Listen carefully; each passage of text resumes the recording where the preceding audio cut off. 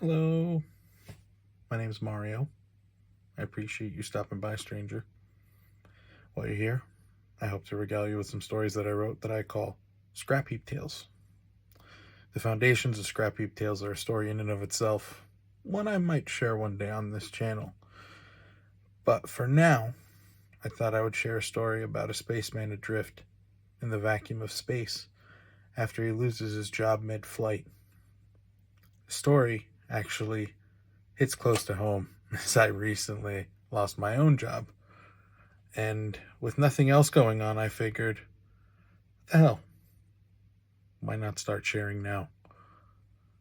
So without further ado, this is a one-way ticket to Jupiter. I hope you enjoy it, and let me know what you think in the comments below. And I hope that you keep on coming by again, because I'm certainly going to keep posting. Cheers, stranger.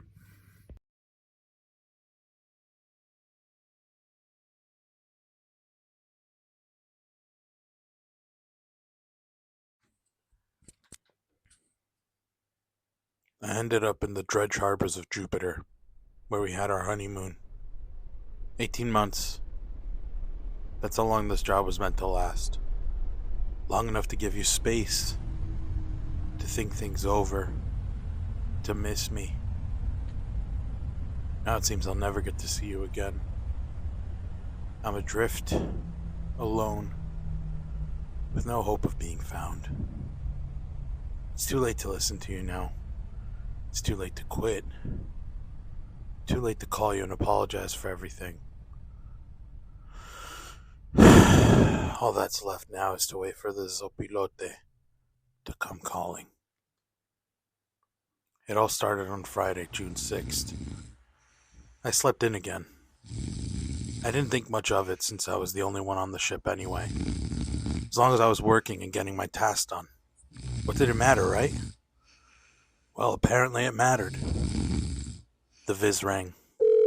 I answered. On the other side of the tube was Jorah. With a fake smile, she asked if we could talk. Thinking it was about my 2-week request for shore leave, I said yes. Then he joined. Andres. The fucking weasel. I knew exactly what was about to go down then. I knew I wasn't going to get my 2-week shore leave on Europa. She asked rather sternly, "So why weren't you at the helm at 0700 hours?" I said, "My apologies. I was up late last night fixing the heat displacer. I ended up burning the midnight oil. Slept in. Won't happen again." I told her calmly, but that only seemed to anger her. Our sensors on board indicate that you were using Haas last night while you were working on the heat displacer. Were you using Haas on our ship? Shit. You have Haas sensors on board? Isn't it legal in this system? Answer the question, she said.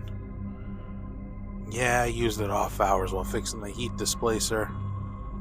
My prescription ran out, but I figured it was fine because your doctor provided it for the bends on the last trip. Very well. 1 second. Usually they gave me a stern scolding and moved on, but they never placed me on a brief hold before. I guess they were pissed about my request after all. I told them I needed to get my arm fixed after my mishap on Mars, and if they weren't paying for it, I was getting it done myself. Andres kept telling me it wasn't a good time, but fuck that. There was never a good time. The viz lit up. It took me off hold. Andres' smug face sat in the lowest corner, smiling the entire time, taking pleasure in the spectacle about to unfold. Before I could even grovel, Jorah ripped the air from right out of my lungs. Your services are no longer required. When you arrive at Jupiter, you are to turn in your badge and keys. Your access to the ship is revoked effective immediately. The rest of your trip will be automated. You could use the emergency stat line in the brig if you need to reach us or emergency services. Do you have any questions? Yeah, I said. How the fuck was I going to get back home once I was in Jupiter? She then reminded me, as mentioned on the date of your hire, if you are terminated or resign mid-flight, Accommodations for travel would not be covered by the company. You would have to find your own way home. Our liaison on the tarmac will point you in the direction of the closest station, and your last check will be sent to you via SwiftPay. Any other questions? Yeah, I asked. Does this mean my shore leave is denied? Safe travels, Mr. Whitford. The viz went black. I tried calling them back, but the computer told me my credentials weren't authorized for service. With nothing left to do, I hit the Haas. I hit it hard. I stared out into the abyss, wondering what the fuck I'd gotten myself into. I had 300 credits to my name, and a ticket home was 450. I tried not to worry then about how I was going to get back. I figured that was a problem for when I got to Jupiter. Instead, well, I went back to the Haas and drifted asleep to the sounds of a ship teetering on decommission. The pipes hissed. The lights flickered and stayed off, leaving me in absolute darkness for hours on end with nothing but the screen of my viz to light my way. The ship rattled and shook with violent turbulence, keeping me on my toes at all hours of the day. On bitter nights like that, the Haas was the only way I could drift off to sleep. I think of you, Rena. Think about your soft skin, the way your hand gently massages my neck when I'm tense, the way your voice calms me in my darkest moments. Out here all alone, I sometimes forget what your voice sounds like. I have to listen to your voice messages to remind myself, but then I have to hit the Haas so I won't be haunted by your memory in my dreams and what I left behind. I often hear your voice telling me to wake up. Today was no different, but there was one thing amiss. An alarm on the bridge was ringing. We'd had a collision. There was a leak aboard. I tried accessing the terminal to see where the leak was, but my credentials weren't accepted. I picked up the stat. The line was dead. Figures. They never bothered to check it and see if it was working before sending us off. That would have cost them time and money.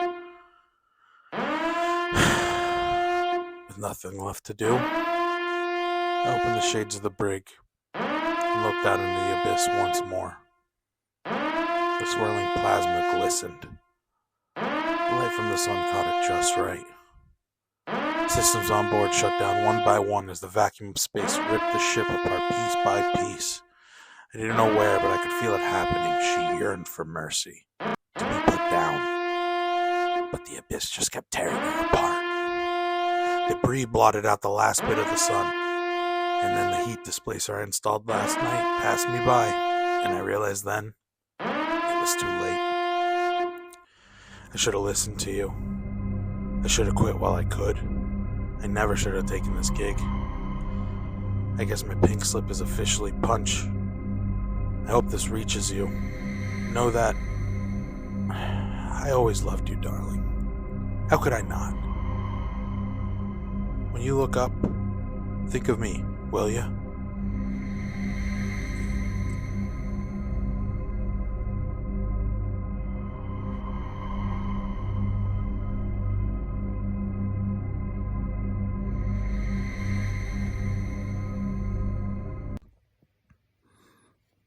So that was a one-way ticket to Jupiter. I hope you enjoyed it. I appreciate you stopping by all the same. Please do drop a like, a comment, subscribe. I will have more stories coming. My goal is to have a new episode every week based on a 1,000-word short fiction story that I wrote. I'm creating the storyboards for the videos using Copilot, providing my story, and generating prompts with which I can create a black and white sketch storyboard. My hope is that over time, I can find animators and illustrators to collaborate with so that I no longer have to utilize the tool. Right now, it's just sort of something I'm experimenting with. And honestly, I wouldn't mind hearing what you think about it below. So let me know. Once again, I appreciate you stopping by. Hope to see you again next week. Cheers, stranger. This is Mario signing off.